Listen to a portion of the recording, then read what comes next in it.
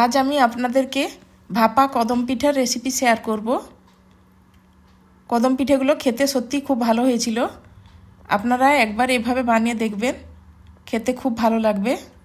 তার জন্য এখানে আমি 1 বাটি নারকেল কোড়া, 1 বাটি গুড় নিয়েছি। আপনারা মিষ্টিটা আপনাদের স্বাদ মতো দিয়ে দিবেন। একটুখানি এলাচের গুঁড়ো দিলাম। কড়া বসিয়ে নিয়েছি, এখন আমি এর মধ্যে 1.5 বাটি জল দেব, স্বাদ মতো নুন, একটু সাদা তেল। জলটা ফুটে গেছে, এখন আমি এর মধ্যে চাল গুঁড়িটা দিয়ে দেবো। আমি 1.5 বাটি জলে 1 বাটি চালের গুঁড়ো দিয়েছি।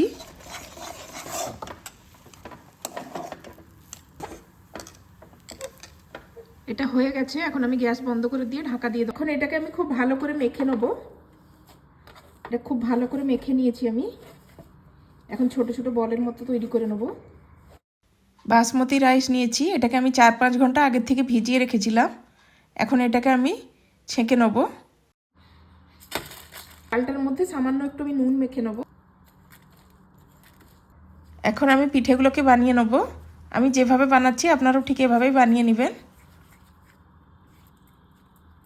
এটা একটু বাটির মতো করে নেব, দিয়ে ওর মধ্যে পুর দিয়ে দেবো। নারকেলের পুরটা দিয়ে এখন আমি মুখটাকে এভাবে বন্ধ করে নেব, গোল বলের মতো করে বানিয়ে নেব।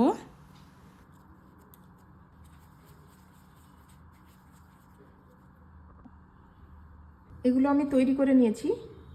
এখন আমি এটাকে চালের মধ্যে কোট করে নেব।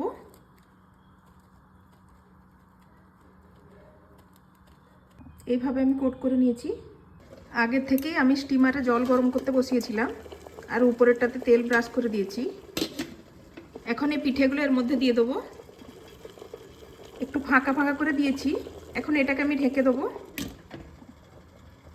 10 মিনিট পর আমি একটু খুলে নিলাম। এটা আগের থেকে আমি কেশর একটু জল দিয়ে ভিজিয়ে রেখেছিলাম, ওটা দিয়ে দিচ্ছি।